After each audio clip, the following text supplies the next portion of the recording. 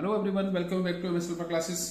आइए इस वीडियो में डिस्कस करेंगे हम क्लास 9th मैथ के चैप्टर 6 लाइन्स एंड एंगल्स की एक्सरसाइज 6.2 के question number 3 and 4। Question number 3 है if A B parallel C D, E F perpendicular C D and angle G E D equals to 126, find angle A G E, angle G E F and angle F G ई। तो information के basis पर समझते हैं figure की help से क्या इसमें given है और क्या फाइंड करना है। इसमें गिवन है लाइन ए बी पैरेलल है लाइन सी डी के एंड ई एफ परपेंडिकुलर है, ई एफ परपेंडिकुलर है लाइन सी डी पर। क्योंकि ए बी और सी डी पैरेलल हैं तो ई एफ ए बी पर भी परपेंडिकुलर होगी और सी डी पर भी परपेंडिकुलर होगी। And angle G E D, angle G E D, ये इतना एंगल इसका गिवन है 126। फाइंड करना है angle A G E, angle G E F and angle F G E. ये 3 एंगल्स इसमें फाइंड करने हैं। So A B parallel C D given है यहां पर। तो जब A B parallel C D के है तो पैरेलल लाइंस के बिटवीन जो लाइंस होती हैं, जो ऐसी लाइन जो 2 पैरेलल लाइंस को इंटरसेक्ट करती है वो ट्रांसवर्सल लाइन होती है। तो ई एफ परपेंडिकुलर भी है और ट्रांसवर्सल भी है। सिमिलरली जी ई इस पर ओनली ट्रांसवर्सल है, ये परपेंडिकुलर नहीं है लाइन ये। तो इसमें गिवन है A B parallel C D and E F perpendicular line C D. So यहां पर ए बी और सी डी पैरेलल है और जीई इसकी ट्रांसवर्सल है। क्योंकि जीई डी एंगल गिवन है इसका 126, तो अगर जीई ट्रांसवर्सल है तो एंगल ए जीई इस एंगल का ऑल्टरनेट एंगल होगा। क्योंकि ए बी सी डी के पैरेलल है, जीई ट्रांसवर्सल है, तो एंगल ए जीई इक्वल होगा एंगल जीई डी। ये कंप्लीट एंगल इस कंप्लीट एंगल के इक्वल होगा क्योंकि ये इंटीरियर ऑल्टरनेट एंगल है। जब पैरेलल लाइंस को कोई ट्रांसवर्सल लाइन इंटरसेक्ट करती है तो वहां पर ऑल्टरनेट इंटीरियर एंगल्स इक्वल होते हैं। A B parallel C D and GE is transversal, A B parallel C D and GE is transversal, line GE is transversal. तो ये कॉन्सेप्ट हम यहां पर यूज करेंगे। So angle A G E equals to होगा ये angle A G E equal to होगा angle G E D, क्योंकि ये इसका ऑल्टरनेट एंगल है, एंगल जी ई डी। ये इंटीरियर ऑल्टरनेट एंगल है, यहां पर रीजन भी लिखेंगे, interior alternate angle, interior alternate angle है। So angle A G E equals to G E D angle given है 126 because angle G E D equals to 126 given है। So angle A G E equals to होगा 126। सो ए G ई इसका first angle find करना था, second angle find करना है GE F, GE F. अब because E F line C D पर perpendicular है और ए बी पर भी परपेंडिकुलर होगी क्योंकि ये दोनों लाइन पैरेलल हैं। सो पैरेलल लाइंस पर जो लाइन ड्रॉ होती है, अगर एक लाइन पर परपेंडिकुलर है तो दूसरी लाइन पर भी परपेंडिकुलर होती है। तो फर्स्ट एंगल का वैल्यू हमने फाइंड कर लिया है 126। अब सेकंड एंगल फाइंड करते हैं क्योंकि यहां पर जो जीई डी कंप्लीट एंगल हमें गिवन है, given angle G E D equals to 126। अब क्योंकि एंगल हमें फाइंड करना है GE F, so GE D angle बना है angle GE F plus angle F E D, और इन दोनों एंगल्स की वैल्यू 126 है। तो हम इस जीई डी एंगल को स्प्लिट कर देते हैं, angle GE F, angle GE F plus angle F E D, F E D, और ये जीई डी एंगल को स्प्लिट किया है angle GE F plus angle F E D. GED angle को एंगल जीईएफ और एफईडी में split किया है और इन दोनों का सम है 126। अब because angle F E D 90 degree है क्योंकि एफ ई परपेंडिकुलर है सी डी पर और ए बी पर, so angle GEF plus 90 equals to 126। Reason क्या है? रीजन है एफ ई परपेंडिकुलर है सी डी पर, so that's why this angle will be 90 degree. Now angle GEF equals to 126 minus 90 उधर ले जाएंगे, इसको उधर ट्रांसपोज करेंगे तो ये माइनस हो जाएगा और angle GEF equals to 126 minus 90 36 degree answer होगा इसका। एक ये आंसर फाइंड करना था आपको, एंगल फाइंड करना था AGE फाइंड करना था एंड सेकंड फाइंड करना था GEF। सो GEF की वैल्यू 36 है। अब फाइंड करना है एंगल FGE। तो इस एंगल की वैल्यू, क्योंकि हमें एंगल GEF कंफर्म कर लिया है, फाइंड कर लिया है, और एंगल F 90 होगा क्योंकि ये परपेंडिकुलर है, तो हम एंगल सम प्रॉपर्टी का यूज करके भी इसको फाइंड कर सकते हैं इस एंगल को, क्योंकि इस ट्रायंगल के 2 एंगल्स की वैल्यू मालूम है हमें।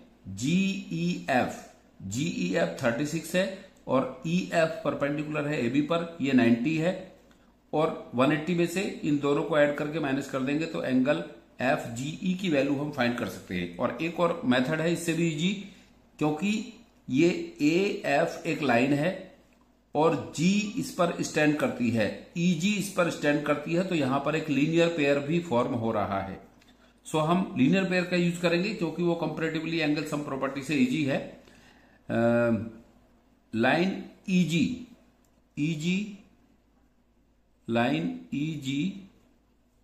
Stands on line line AB। So angle AGE plus angle FGE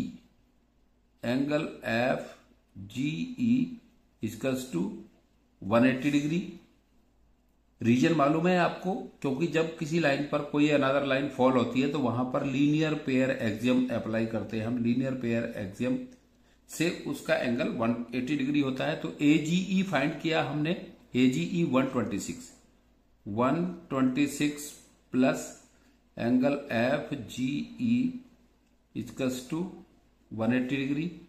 so angle FGE equals to 180 minus 126 equals to, यहां से कैरी लिया 10 माइनस 6 4 एंड यहां रिमाइंडर रहेगा 7 7 माइनस 2 5, सो 54 डिग्री। सो ये 3 एंगल्स फाइंड करने थे आपको इसमें। Angle AGE 126, angle GEF 36 and angle FGE 54। ये इसके 3 एंगल्स। क्लियर हो गया होगा आपको सॉल्यूशन। अभी देखते हैं next question, question number 4। Question number 4 है the important question of this exercise. बहुत इंपॉर्टेंट क्वेश्चन है, बहुत बार एग्जाम में आता है। If PQ perpendicular ST, angle PQR equals to 110 degree and angle RST 130 degree, find angle QRS। ये PQ line parallel है ST के एंड एंगल PQR गिवन है 110 डिग्री, एंगल RST गिवन है 130 डिग्री। फाइंड करना है एंगल QRS, ये angle इसमें find करना है QRS। तो इस एंगल को फाइंड करने के लिए हमें इसमें थोड़ा कंस्ट्रक्शन करना होगा कि यहां R से हम ST के पैरेलल एक लाइन ड्रॉ करेंगे। R से एक लाइन ड्रॉ करेंगे जो ST के पैरेलल होगी। So construction draw RU parallel ST। R से हम ST के पैरेलल यहां एक लाइन ड्रॉ करेंगे RU, ये ST के पैरेलल ड्रॉ करेंगे। अब because R U S T के पैरेलल है and P Q S T के पैरेलल है, since P Q parallel S T, ये क्वेश्चन में गिवन है, and S T parallel R U by construction, अभी कंस्ट्रक्ट किया है आपने by construction. So P Q parallel S T and S T parallel R U, P Q S T के parallel है, S T R U के parallel है, so P Q parallel R U, P Q parallel R U हो जाएगा इसका इन दोनों से, क्योंकि पी क्यू एस टी के पैरेलल है, एस टी आर यू के पैरेलल है, तो पी क्यू भी आर यू के पैरेलल होगी। अब इसकी हेल्प से हम इसका आंसर फाइंड करते हैं, क्यू आर एस की वैल्यू फाइंड करते हैं। Since S T parallel R U, S T parallel R U, S T line R U line के पैरेलल है, तो एस आर इसकी ट्रांसवर्सल होगी। जब पैरेलल लाइंस को इंटरसेक्ट करने वाली लाइन पैरेलल होती है, and R S R is transversal, transversal, so angle T S are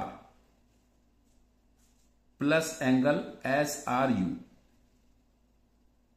equals to 180 degree. यहां पर कॉन्सेप्ट यूज हो रहा है कि जब पैरेलल लाइंस के सेम साइड के इंटीरियर एंगल्स का सम 180 डिग्री होता है, और ये प्रॉपर्टी होती है को इंटीरियर, इस टाइप के एंगल्स को जो इस तरह से फॉर्म होते हैं इनको को इंटीरियर एंगल्स कहते हैं।